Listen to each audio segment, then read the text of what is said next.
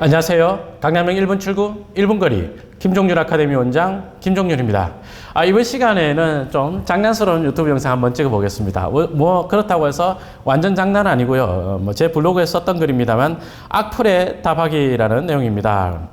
자, 악플 하나하나에 한번 반박을 해보겠습니다. 아직도 유망 토지 말하는 분이 있네. 글이 좋으면 기하학계에서 조용히 사시죠. 돼 있네요. 예, 저 개인적인 투자 많이 합니다. 걱정하지 마십시오. 제 엄청 투자를 많이 합니다. 그런데 이제 비판적으로 보시는 분들이 그러면 좋으면 네가 하지 또는 네 가족들이 하지 왜 사람들한테 권하느냐 그렇게 의심을 하시죠. 근데 이게 틀렸습니다. 왜냐하면 토지 투자는 한번 하면 한 2, 3년 들어가죠. 그죠? 짧아도 한 3년, 2, 3년 이 정도 가져가는데 땅을 하나 사고 나면 투자금이 끝나버립니다. 한두 개 사고 나면요. 당연하죠. 10억짜리 땅을 산다. 그러면 대출 5억 받는다. 그럼 내 돈에 5억 들어갈 거 아닙니까? 그러면 이제 투자금이 끝나버려요. 그죠? 그러니까 남는 땅들이 있는 거죠. 좋은 물건은 훨씬 더 많죠. 그러니까 저 같은 사람이 제가 개인적으로 투자한 것 또는 김종률 아카데미 10점만 같은 수업을 통해서 그러니까 저로 인해서 투자한 회원님들 사례를 가지고 강의를 하고 먹고 사는 거 아니겠습니까? 그죠? 학원 사업 열심히 하세요. 누가 재미 보나 단 한 명 원장님이죠. 나머진 들러리. 틀렸죠? 아까 했던 대답하고 마찬가지입니다. 그죠? 예. 물론 제가 제일 재미를 많이 보는 것은 맞을 수도 있습니다. 제가 강의를 해서 돈을 벌고 또 투자를 해서 돈을 벌고 하니까 제가 재미를 제일 많이 보는 것도 맞겠지만 저로 인해서 재미를 보는 회원님들도 굉장히 많이 계십니다.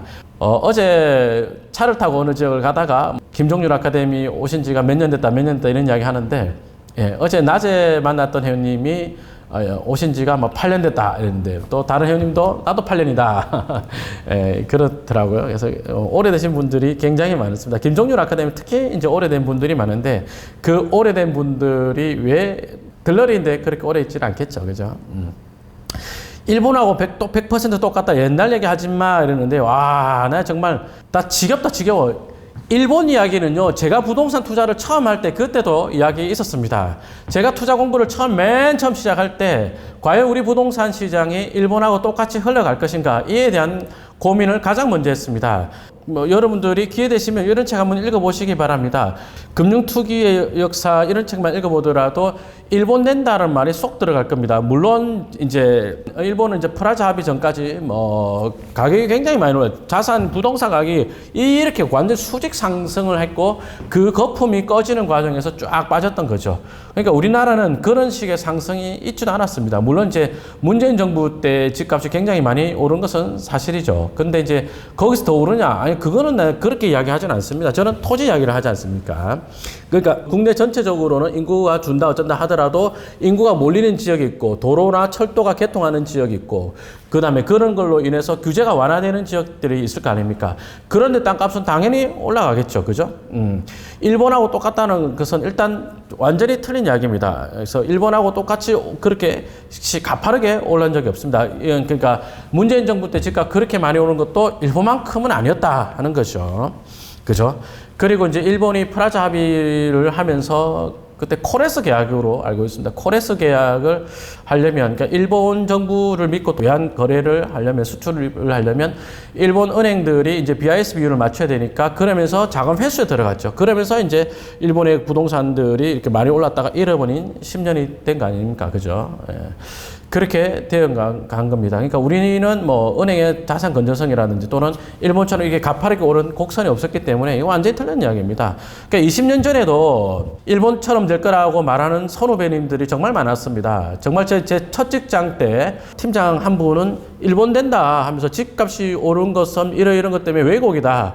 그런 이야기를 되게 많이 했어요. 2002년, 3년, 이제 3년대요. 3년, 4년 넘어갈 때 이야기였습니다.